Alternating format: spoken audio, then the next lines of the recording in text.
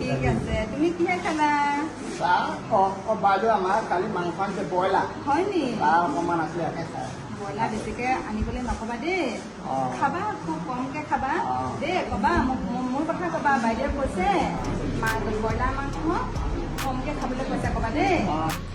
নাজিৰা প্ৰাথমিক শিক্ষা খণ্ডৰ শিক্ষক শিক্ষয়িত্ৰীক বুনিয়াদী সাক্ষৰতা আৰু সাংখ্যিকতাৰ প্ৰশিক্ষণ।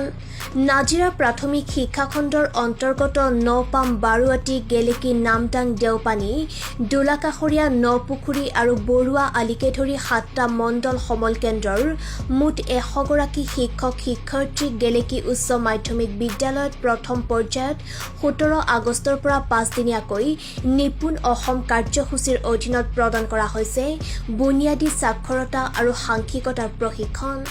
এই প্ৰশিক্ষণ কাৰ্যসূচীত সমল শিক্ষক হিচাপে প্ৰশিক্ষণ প্ৰদান কৰে সৰ্বেশ্বৰ পাইক, গুণমৰাণ, মিতালী কুৰ্মী আৰু পৰিমল মোহনে। 5 দিনীয়া এই প্ৰশিক্ষণ কাৰ্যসূচীৰ আজি অন্ত পৰিব। প্ৰাথমিক পৰ্যায়ত ছাত্ৰ ছাত্ৰীসকলক বুনিয়াদী সাক্ষৰতা আৰু সাংখ্যিকতাৰ জ্ঞানৰ দিশত নিপুণ কৰি তুলিবৰ উদ্দেশ্যে ৰাজ্যৰ শিক্ষা বিভাগৰ দ্বাৰা শিক্ষক শিক্ষয়িত্ৰীসকলক এই প্ৰশিক্ষণ প্ৰদান কৰা হৈছে বুলি জানিবলৈ দিয়ে উক্ত প্ৰশিক্ষণ কেন্দ্ৰটোৰ তত্ত্বাৱধায়ক জ্যোতি ফুকনে। শিৱসাগৰৰ পৰা ফাৰহান লাস্কৰৰ ৰিপৰ্ট, PI নিউজ। হয়, ধন্যবাদ জনাইছোঁ। আমাৰ 17 তাৰিখৰ পৰা 22 আগষ্ট তাৰিখলৈকে FLNৰ প্ৰথম ফেজৰ ট্ৰেইনিং অনুষ্ঠিত হৈছে। আজি 4ৰ্থটো দিন আৰু FLN ট্ৰেইনিংটোত আমি দ্বিতীয় শ্ৰেণীৰ ছাত্ৰ ছাত্ৰীসকলক দ্বিতীয় শ্ৰেণীলৈকে ছাত্ৰ ছাত্ৰীসকলক সাঙুৰি এই প্ৰশিক্ষণটো অনুষ্ঠিত হৈছে। যোৱাবাৰ ক্লাছ 3লৈকে যিসকল ছাত্ৰ ছাত্ৰী আছিলে তেওঁলোকক সাঙুৰি এই প্ৰশিক্ষণটো দিয়া হৈছিলে, কিন্তু এইবাৰ আমাৰ ক্লাছ 2লৈকে অসম চৰকাৰে নিৰ্ধাৰণ কৰি দিছে আৰু সেইমতে RP-সকলে প্ৰশিক্ষণটো অনুষ্ঠিত কৰিছে। খুব সুন্দৰ এটা প্ৰশিক্ষণ। বুনিয়াদী সাক্ষৰতা আৰু সাংখ্যিকতা যিটো ট্ৰেইনিং আমাক ল'বলৈ দিয়া হৈছে বা শিক্ষকসকলে লৈ আছে, ইয়াত প্ৰধানকৈ 3টা গ'লৰ ওপৰত ভিত্তি কৰি দিয়া হৈছে।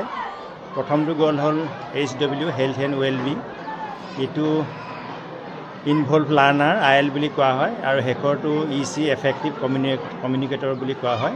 যিটো সাক্ষৰতা আছে, সাক্ষৰতাত আমাৰ 4টা খণ্ডত ভাগ কৰা হৈছে: মৌখিক ভাষাৰ বিকাশ, পাঠোদ্ধাৰ, পঠন আৰু লিখন। সেই 4টা খণ্ডৰ ওপৰত ভিত্তি কৰিয়ে আমাৰ গোটেই প্ৰশিক্ষণটো অনুষ্ঠিত হৈছে। আমাৰ ল'ৰা ছোৱালীখিনি মৌখিক ভাষাৰ বিকাশৰ ক্ষেত্ৰত কি কি পদক্ষেপ ল'ব লাগিব তাৰ ওপৰত বিস্তৃতভাৱে তেওঁলোকৰ শিক্ষক শিক্ষয়িত্ৰীসকলক বুজাই দিয়া হৈছে। তাৰপিছত পাঠোদ্ধাৰ, সেইটো এটা খুব গুৰুত্বপূৰ্ণ বিষয় বুলি আমি ভাবিছোঁ। পাঠোদ্ধাৰ নহ'লে ল'ৰা ছোৱালীবিলাকে পঢ়িব বা লিখিব নোৱাৰে, গতিকে পাঠোদ্ধাৰ বিষয়টোৰ ওপৰত যথেষ্ট গুৰুত্ব দিয়া হৈছে। পাঠোদ্ধাৰটো এনেকুৱা, ল'ৰা এটাই দেখি শুনি যিটো বুজি পাব, বুজি পোৱাৰ পাছত তেওঁ যিখিনি হাতে কামে কৰিব, আমি প্ৰকৃতাৰ্থত সেইটোকে পাঠোদ্ধাৰ বুলি ক'ব পাৰোঁ।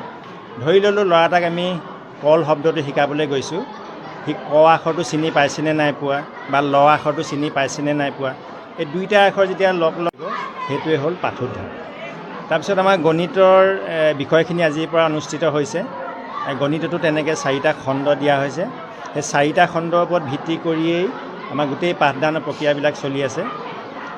গণিতত আৰু এটা পদ্ধতি আছে, আপোনাৰ ELPS বুলি কোৱা হয়, experience, picture, experience, L language, P picture আৰু S চিম্বল। এইকেইটাৰ ওপৰত ভিত্তি কৰিয়ে তেওঁলোকক প্ৰথম পৰ্যায়ত পাঠদান দিয়া হয় আৰু এইকেইটাৰ ওপৰত ভিত্তি কৰি আমাৰ এই 5 দিনীয়া প্ৰশিক্ষণটো অনুষ্ঠিত হৈছে আৰু কালিলৈ এই প্ৰশিক্ষণটো শেষ হ'ব। ধন্যবাদ। কিমান শিক্ষক অংশগ্ৰহণ কৰিছে? আমাৰ ইয়াত 100 জন শিক্ষক শিক্ষয়িত্ৰী আছে। 2টা ভেনু আছে, আমাৰ 7টা ক্লাষ্টাৰ আছে আৰু RP আছে আমাৰ 4জন, ভেনু ইনচাৰ্জ আছে 2জন।